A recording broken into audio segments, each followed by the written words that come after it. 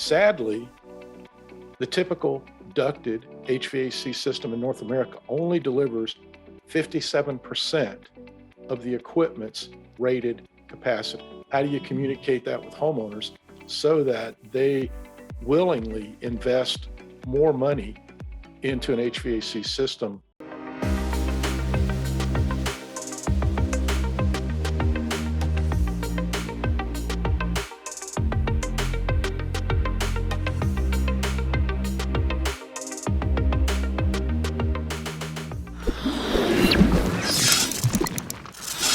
David Holt, welcome to REPTalk. How are you today? Man, if I was any better, I'd be you. I'm doing great. Doing great, and man. Isaiah, living the dream, right? Living the dream. Well, wonderful. I'm a big Dave Ramsey fan, and if you listen to Dave Ramsey, he always says, "I'm better than I deserve." And there you go. I love that. so, Yeah, awesome. That's me. Awesome. So, David, you are the National Director of National Accounts for the National Comfort Institute. So please, for those of us not familiar with, or for those listening and watching that might not be familiar with the National Comfort Institute, or NCI, please tell us a little bit about it and your role there. Sure. So National Comfort Institute is an organization of professionals that are focused on helping the HVAC contracting industry kind of elevate their professionalism. We talk about a concept of transitioning from an ordinary tradesman to a high performance craftsman in the industry. So the things that we teach are things you don't typically see in trade schools. A lot of trade schools focus on fixing the equipment, fixing the box itself. But at NCI, we don't talk about a condenser, an evaporator, and a furnace as a system. Those are components of a system, as you well know.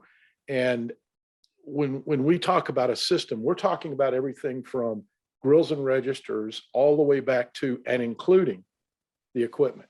And so there's not a lot of system training that goes on right now in the trade schools. So guys and gals come out of the trade schools thinking they know everything about everything. And the reality is, until it's installed, until that equipment, which is primarily what they've worked on in the trade schools, until that equipment is installed properly with a properly designed and installed duct system, they got nothing. And this is for ducted equipment, obviously. For a mini split, we don't have to worry about the ducts. That's a beautiful thing.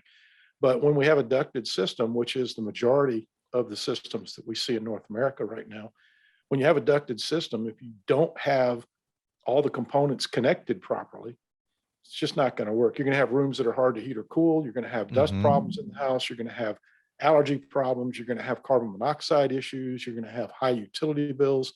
I know, because when I ran my dad's heating and air business here in Georgia back in the 90s, we would put in brand new equipment. And then we'd get customers that would call us up and say, "Gosh, Rob, I don't feel as comfortable as I used to feel. I used to be more comfortable. Now that you put this new stuff in, I'm not as comfortable." Or, "You said I was going to save all this money on my power bills. My power bills haven't gone down any." We get those kind of conversations, and you're like, "Well, what the heck's going on?" According to the brochure, right? According to the brochure, this new 12 SEER unit, that was back in the day, this new 12 SEER unit ought to reduce my power bills by 50%. But unfortunately, they didn't. And what NCI teaches is, how do I ensure that the home, the entire system functioning within the home, is actually delivering more than 57% of the rated capacity? Now, I use 57% for a reason.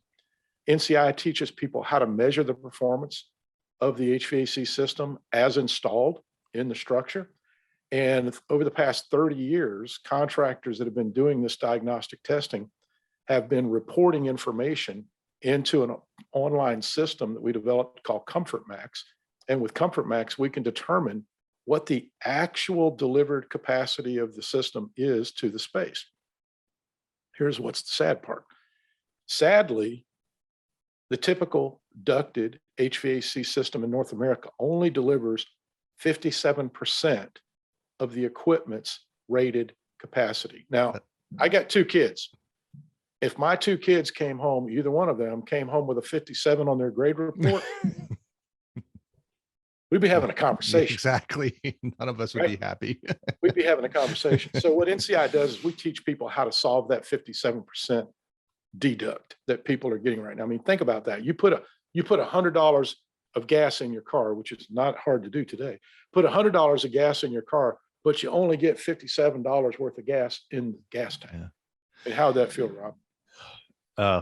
My goodness, there's a lot to unpack here. So real quick, are you actually an instructor as well? So you're involved at the top of the organization, but you also teach. What do you actually teach, David? What are some of your... My focus is more the business side. So I'm a technician only by absorption. I've never actually repaired or replaced a piece of equipment in my entire life, but I've sold millions of dollars worth of equipment in my life, which is good. So I hire service technicians and maintenance technicians and installers and you know, the folks that actually get the work done. I've never actually done that. So I don't claim to be a technical expert, but I do know how to apply it. So my focus has been primarily on what we call our performance-based selling class, as well as business implementation strategies. You know, how do you actually take this different approach of looking at the whole system rather than just looking at components of the system? How do you take this different approach, which absolutely is going to create a higher average ticket in terms of a sale price? How do you take that idea and communicate that properly to specifically homeowners? I focus primarily on the residential side. How do you communicate that with homeowners so that they willingly invest more money into an HVAC system than what the competitors are asking for, quote unquote, the equivalent job? Our average sale, this is kind of cool. Back in 1998, the last full year that I ran my dad's heating and air business, he sold it the first of 99. But the last full year we owned the business, our average residential replacement job was $7,600.